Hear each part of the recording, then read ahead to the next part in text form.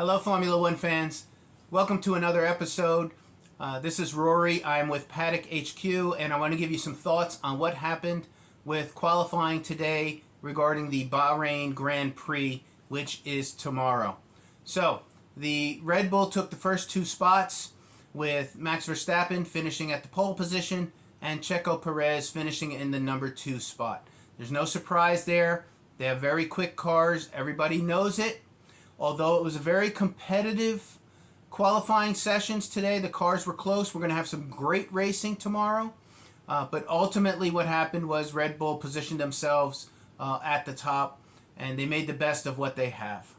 The top 8 teams, the top 8 positions tomorrow include 2 Ferraris, 2 Red Bulls, 2 Mercedes, and 2 Aston Martins. And we could very well have a very competitive season with 4 teams running 8 drivers throughout the year. It's going to be great. They were very, very fun to watch today as I was watching qualifying sessions. So that's kind of where we are.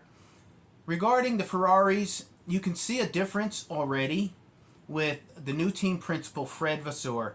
Charles Leclerc was fast, and they ultimately decided not to have him make one final run to see if he could improve his position a little bit in order to preserve tires. If you don't know, there's a certain amount, a tire package that is allotted to each team for the race for the weekend.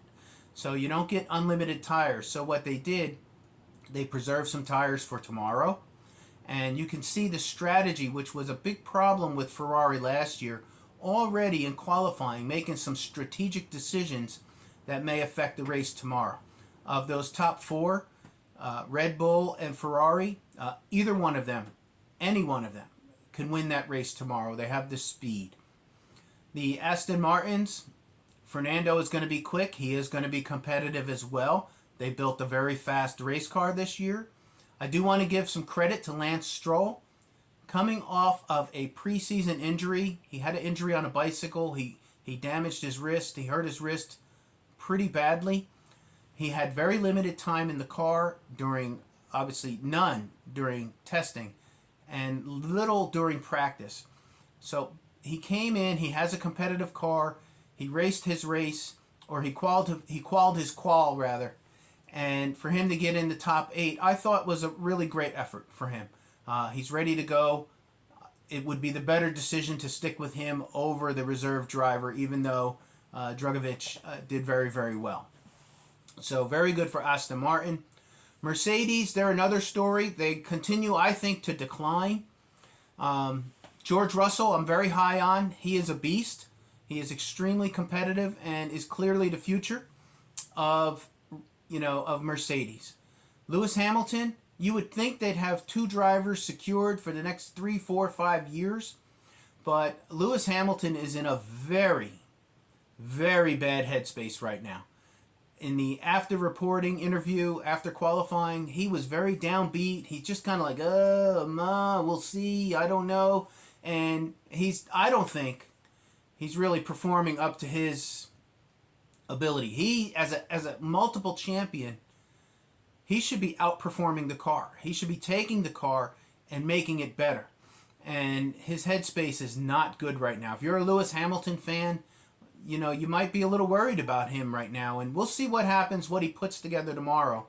I mean, he's still up there in a competitive position to race, but he does not sound good. He didn't sound good yesterday. He didn't sound good today.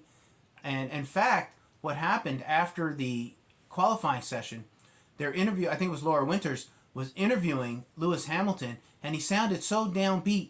Immediately after talking with Laura, Toto Wolff, it seemed like, came running over to give an interview to really talk about where they are with Mercedes, where they were last year, the project with the car, and where they are this year, how far they need to go. But it seemed like to me that Toto Wolff really kind of came in and wanted to give a decent position of where Mercedes is, honestly. Not like Lewis Hamilton in his interview. I thought it was bad. I thought it was bad. So that's kind of where we are. with those fellas. Aston Martin, Alfa Romeo, and AlphaTauri. I'm not going to spend any time on them. Maybe after the race, if something happens with one of those teams, I'll give you some more information. But I'd rather talk about McLaren, Alpine, Williams, and Haas at this point. So let's do Williams.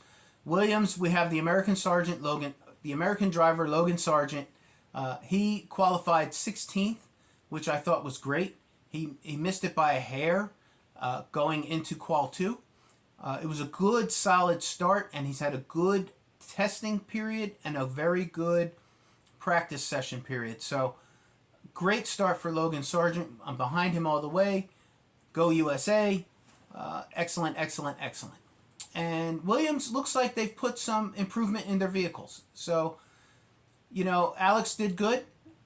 He's going to score some points this year. And it's going to be great to watch Williams and see where they end up at the end of the year. And the same thing with Haas. Haas Racing, they're an American-owned team. I'm pulling for them as well. Nico snuck up in there into 10th position. He didn't have a time, I think, for his last session, but the cars look better. And, their history, Haas's history has really been, they've been snake bit for years. They just continue to have issue after issue after issue. And if they can put a solid, reliable season together, I think they can show some big improvement. Not just a little improvement. I think Haas can show big improvement. So that's where we are with Williams and McLaren. Or not McLaren, Williams and Haas. But let me get to McLaren now for a little bit. Piastri is a rookie. He's a very highly rated rookie, but he's still a rookie. So there's not any expectation that he's going to win a race or do anything fantastic this year. He just has to show he belongs, be stable, and show improvement. Lando is another story. Lando outperformed the car this weekend. McLaren has not built a very competitive car, and Lando snuck up into a position where I think the car is not as good as his talent. I don't think that's a secret, but ultimately they're going to have to work through the season to get better, and certainly for next year. I mean, here we are talking about next year, and the season hasn't even started yet, but Lando really is a credit to that McLaren team, and McLaren has a lot of work to do. With their history and the team and the money and their budget and everything that they have, they really should be more competitive, especially if Alpine is going to struggle. Pierre Gasly disappointed in this qualifying session. We'll see how that midfield shakes up, but that's kind of where we're at here. So once again, when you're looking at these races, it's not just the qualifying time and the pole position, although that's very important, especially depending on what track you're on. But tomorrow when we have the race, you're going to have strategy. You're going to have tires and pit change and weather, and all kinds of things will affect the race, the time of the day. So I do expect a very, very competitive, fun race. It was fun watching the qualifying today, and I'm really looking forward to seeing the first 2 or 3 races under our belts so that I can make some long-term predictions for the season. I want you to stay with me. Stick with my channel. If you love Formula One, if you're a new fan, subscribe. Make sure you engage. Leave some comments if you feel like it. But either way, I'm going to be here all season long. So